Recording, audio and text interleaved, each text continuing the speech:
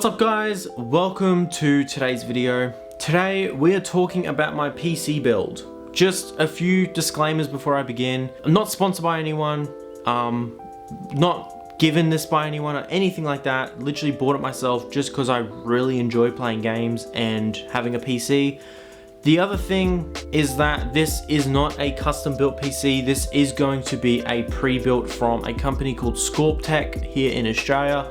And let's say they've got really great prices and they're really good at making PCs at a really great price. So I do recommend, if you are looking for a PC here in Australia, that you do check out Scorptec. It'll be linked in the description if you want to check them out. Starting off, the GPU is going to be a GeForce RTX 2060, 12 gigabyte. So I didn't want a 3090 or anything too advanced or crazy, and I literally am just running games, very simple games on the PC.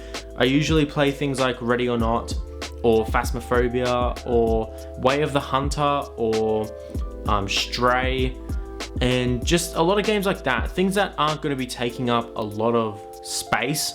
And it is not going to be taking a lot of GPU resources. Most of the time in multiplayer and single player, I'm running on decent resolution graphics and a decent frame rate of about 60 frames a second, which I have absolutely no issue with 60 frames a second. But I know a lot of people out there have to run at about 120 or up, which this monitor here we'll get to later, but it does do 144 frames. It is a 144 megahertz monitor, which is absolutely great because it means I can run games up to that frame rate.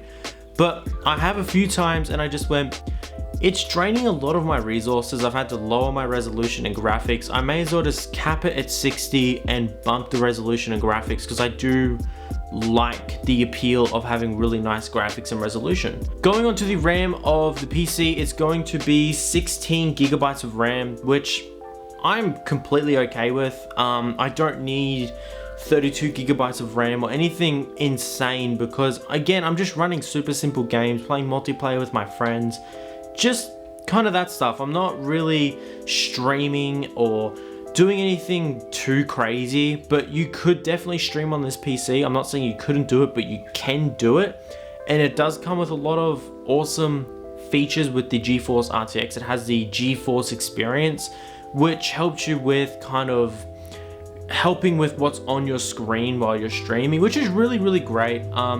It's just the app isn't very compatible with a lot of games, and it does cause a lot of issues, which I have had, but all you have to do is just reinstall the GeForce Experience app and it should be working again. So the processor is going to be a AMD Ryzen 3600 6-core processor.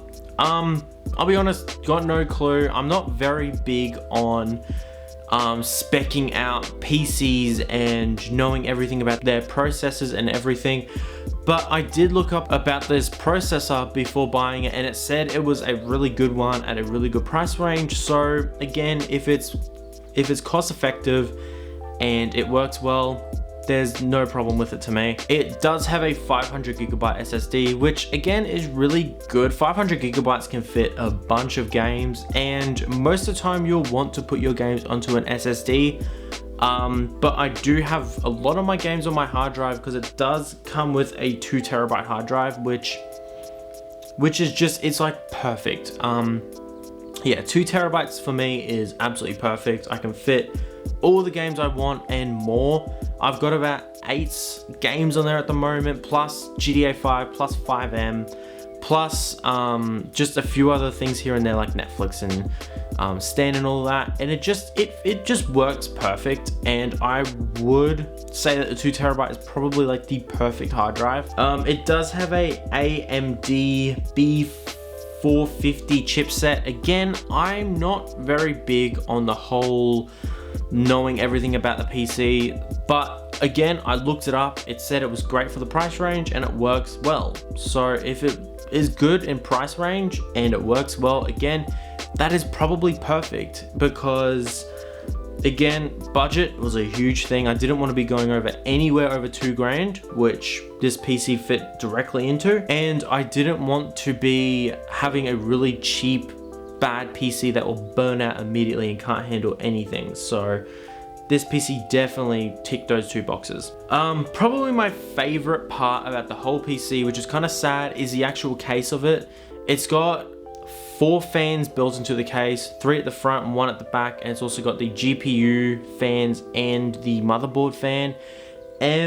Let's just say it sits, when you're maxing out a game, I've got Forza Horizon 5, when I max it out on very high graphics and I do about 30 to 60 frames a second, it is running at a nice steady 80 to 85 degrees Celsius, which isn't bad because Forza Horizon 5 takes a lot of GPU usage to get that resolution. So when I'm maxing out the graphics and resolution and decent frame rates, it's putting a lot of strain on it, and it's sitting at a really good temperature. So I can thank the case for that. It is a Thermaltake level 20 MT ARGB case. It's really good. I'm pretty sure the company is called Thermaltake, and it is really good. Again, it is not a water-cooled case. If it was, it would be running at like 10 degrees Celsius all the time, because water cooling is definitely the way to go. But when you're on a budget, highly recommend that this case is the case you go with, because it is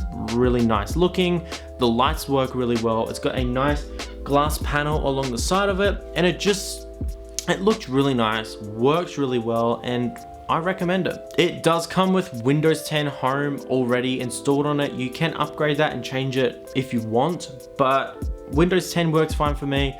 Don't need to be upgrading it and changing it, because Windows is very touchy and finicky if you go changing it and fiddling with it. It tends to knock out all your mods and everything that you have, and then you've got issues. And then I stick with what it came with, do the updates when I need to, and hopefully the updates don't wipe everything from what I already have. Yeah, so that is pretty much just the internals of the PC. If I missed anything, it'll be linked down in the description where I got it from, and you can go through. It's got all the information, what's in it and everything. But again, really good PC, high quality, and came pre-built, packed perfectly, no glass broken, nothing bent or broken, works really well. The only thing I'll have to mention is when you're playing a game for quite a while, the fans get really loud, and there's a lot of coil spooling, I think it's called, where you can hear a high-pitched whine. But other than that, it works really well. I do play American Truck Simulator, and that is the only game so far that makes the PC coil spool. Not really sure why it's the only one, but it is, and I just put the headphones on, ignore it, and it goes away once you start playing the game. Going on to the monitor. This is going to be the Acer 27-inch QHD curved gaming monitor.